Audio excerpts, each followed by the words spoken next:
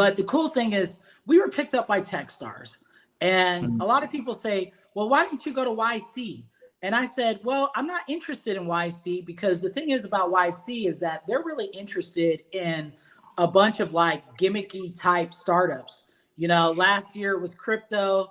This year it's AI. Like, you know, I mean, like if you can throw anything, you know, trendy on what you're doing, then YC is going to throw some interest at you. But the thing is, it's like, what I love about TechStars is that TechStars really understood the problem that we were solving. They understood blue collar workers. They understood like the mission and the impact that we were doing. And they put a lot of resources behind us. So I felt that TechStars was the better move. And, you know, David Cohen and John Hill, Trey Baker, you know, I can go on and on, just really impacted us from the beginning. And they put us on track to where we are now, which is, you know, early revenue, you know, really great client relationships, but also the network. Those of us, including me, who are not aware of TechStars, why don't you share a little bit more about them? Because you wear your TechStar association also like a badge of honor. You mentioned it right on your LinkedIn profile. I sure do. So help me understand, how is TechStar different from, say, YC or other VCs? So I mean, you know, I've never been to YC. I don't know what YC is like, but what I don't like is that you have to go to the Bay Area, and a lot of the founders are actually living out in like campers out on the street. Like they don't have anywhere to stay. So it's like, you know, why would I want to go to an institution that is actually perpetuating the housing problem that I'm actually fixing? You know what I mean? Like that was one thing that I didn't like. And then the other thing that I didn't like was just how it's so competitive. It's like you're 200 something founders in one program. You're trying to fight for resources. You're trying to fight for funding. And it's like a popularity contest. And I didn't like that. I just don't, you know, like I'm already a popular guy. Like I don't need to go and fight for more popularity. So it's kind of like, I wanted to really build great relationships with my mentors. I didn't want to have to fight. I didn't want to have to, you know, crawl over other founders to get to the top. And one thing that I loved about TechStars, it's the largest pre-seed investor in the world.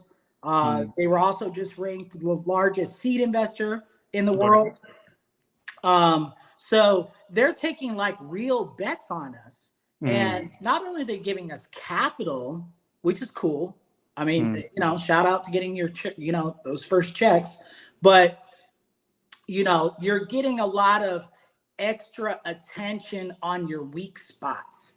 And I had weak spots coming in as a first-time founder, and they didn't, you know, discount me. They treated me as a tech founder. They put me into the right pathways to get to the next level. And right now I feel like a tech superstar. And, you know, like when you see that I keep rolling out like new updates, you will literally say like, yo, TechStars got this guy to the NFL. Nice. So you see TechStars have a different philosophy towards investing than some of the other popular ones. Yeah, absolutely. I look at like YC and TechStars like Harvard and Yale. It's like, yeah, you go to Yale, but I went to Harvard and I like Harvard, you know, so I'm aware, you know, my swag, I'm going to promote, I'm going to tell founders, hey, listen, this is what TechStars did for me. They have a philosophy called give first. So when you're doing kind of like an impact-based business, you know, that's the cool thing. And here's like one other little caveat. And again, I don't want people to think I'm taking shots here, but I feel like YC right now is, you know, entertaining a lot of like companies that are just toys. Like they're building something cool, but it's not really solving a problem. Okay. It's like, oh, we are building AI for this. And it's like, well, is that really solving a problem or is that just a cool toy? Right. And they're accepting this last cohort specifically accepted like 50% of their founders had no revenue model and no business model. And I was like, what?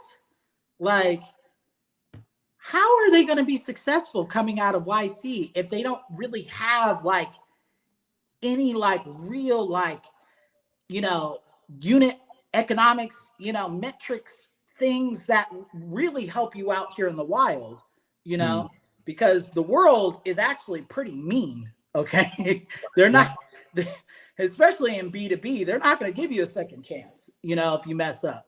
So I felt like TechStars prepared us more for the wild. And, you know, we're showcasing it when you Google Workbnb. You'll see that we get press every month. You'll see that we get traction every month. And you'll see in the next month that we're dropping some pretty big stories. Give us a sense of your experience when you applied at TechStars. What made them take a bet on you?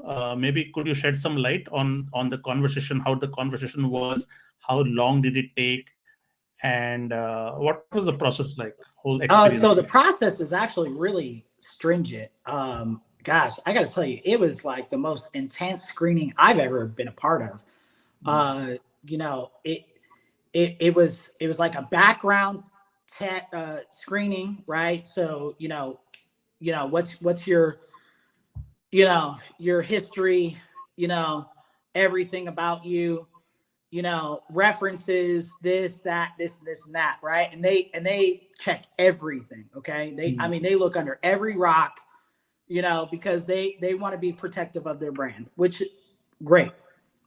Then also they want to, you know, look into how your company was formed, your cap table, you know, your legal docs. There's a lot of conversations with the attorneys. So there's that process there. And then on top of that, they don't just accept you because you have a great idea. They want to know your story, and you have to learn storytelling. And I had to submit a video where I had to tell a really great story. And the story that I chose was my friend Prince. He's a really good friend of mine. He's a journeyman lineman, which is the guys that climb power lines. And I had to tell his story about, you know, how his job is the 5th most dangerous job in the world. And he's got to travel, you know, in blizzard conditions and high wind conditions and desert-like conditions to rescue people when their power goes out. And when he's traveling on the road, he's staying in these motels. So I had to like really tell the story. I had to show them what a unit looked like, what a Workbnb unit looked like. And Trey Baker really loved our story. And storytelling is something that, you know, good salespeople know how to do. So I was like, okay, well, I was leveraging that skill to really kind of like give me an edge to get in. And once I got in, that's where actually I found out that I wasn't that great of a storyteller. Like I had potential, but I needed to refine it for my audience, because there's a different story that you tell the client versus an investor versus an advisor versus an employee. So I was like, oh, wow, I really got a crash course education.